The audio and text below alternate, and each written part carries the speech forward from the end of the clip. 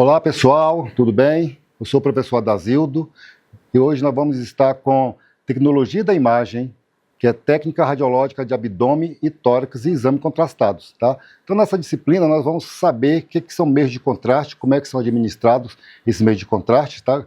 E o que são meios de contraste, né? Então nessa aula nós vamos falar sobre técnicas aplicadas aos exames radiológico contrastados. Então, quando você fala em exame contrastados, os exames contrastados são soluções aplicadas, no caso do raio-x, né? A pessoa vai beber o bário para poder contrastar os órgãos internos para fazer o exame, ou seja, vísceras, né, ocas, para poder ver tudo isso aí, se tem alguma perfuração nas vísceras, para poder contrastar, para poder dar um melhor exame, né? Então, meios de contraste são substâncias administradas ao organismo que têm a finalidade de modificar a densidade de determinadas estruturas. Então, essas estruturas anatômicas, elas, durante a aquisição de imagens radiológicas, elas permitem distinguir melhor órgão, cavidades e tecidos, e que, de outra forma, teria contraste natural também, insuficiente para adequar a visualização. Sabemos que hoje o contraste negativo que nós temos aí, que é no pulmão, né, nos pulmões.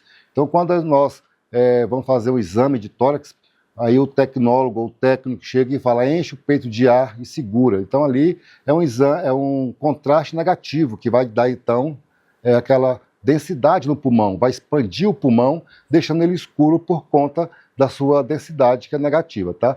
E quanto à classificação desse meio de contraste, nós vamos ter eles radiopacos, que vai impedir a passagem de raio-x, né, e aparece brancos nas imagens. Então, o radiopaco são aquelas imagens mais brancas. Tem o sulfato de bário, que nós acabamos de falar, que é utilizado via oral, a pessoa vai ingerir, né, ou retal também, tá, para o trato gastrointestinal. Então, quando você ingere esse sulfato de bário, para poder verificar suas vísceras, que chega num determinado ponto que ele não passa mais, aí vai ter que fazer o duplo contraste, via oral e via retal, porque o via retal ele vai se encontrar, ali eles vão se encontrar e vai realmente mostrar onde que está aquela patologia, tá? E temos também os raios transparentes, né, que permite a passagem dos raios-x e aparecem mais escuros, né? E tem os gases, né, que é o ar ou o CO2, que são empregados em técnica de contraste duplo também, tá? Então, os contrastes, temos aí os tipos de contrastes iodados, que são os iônicos, não iônicos, hidrossolúveis e lipossolúveis, tá? Os iônicos, ele tem alta osmolaridade, tá? Maior chance de reações adversas. Os não iônicos têm baixa osmolaridade e menor risco de complicações. E já os hidrossolúveis, ela tem rápida eliminação renal, então ela é absorvida diretamente pelos rins e já vai direto transformado em urina para poder ser excretada, né? Então, esse hidrossolúveis, ele é perfeito para poder ser usado para suspeita de perfurações, tá? E os lipossolúveis são poucos utilizados, são retidos, né, por mais tempo em cavidades. Então, ele é lipo, então ele não se dissolve em água. Então, nós temos aí as técnicas aí contrastadas radiológicas, que nós temos aí, que é usado no sistema digestório, que é para poder ver o trânsito intestinal, o esofograma, o trânsito esofágico e o enema opaco.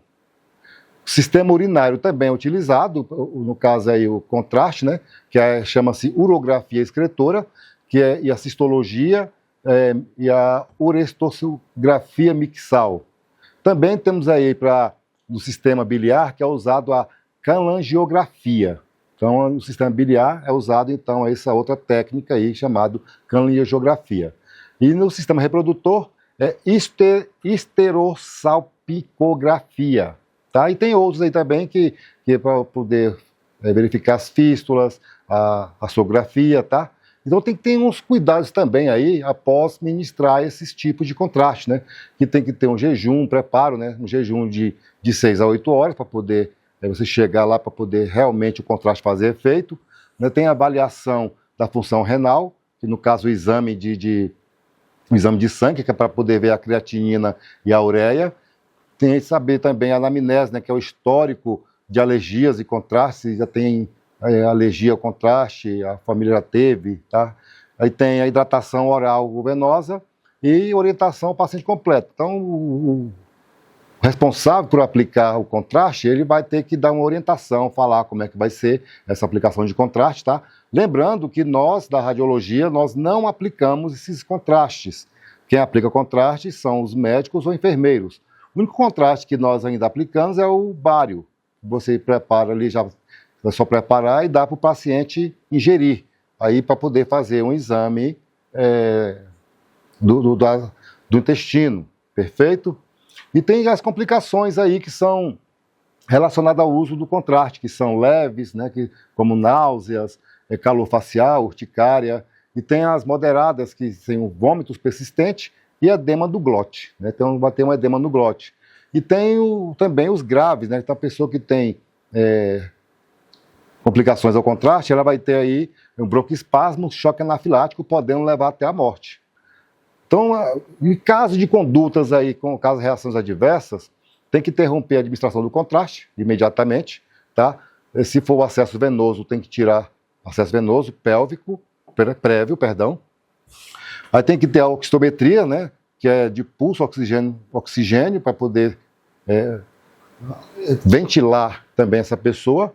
E a administração de medicações de emergência, né? Que são antialérgicos, corticoides, broncodilatadores, para poder, então, dilatar mais essas artérias, para poder, então, passar esse contraste o mais rápido possível. E depois disso aí, já tem que caminhar imediatamente ao setor de emergência, né? Então, os equipamentos, a infraestrutura dos exames radiológicos, temos aí equipamentos que são utilizados, né? Equipamentos de emergência são oxímetro, o ambo e o oxigênio.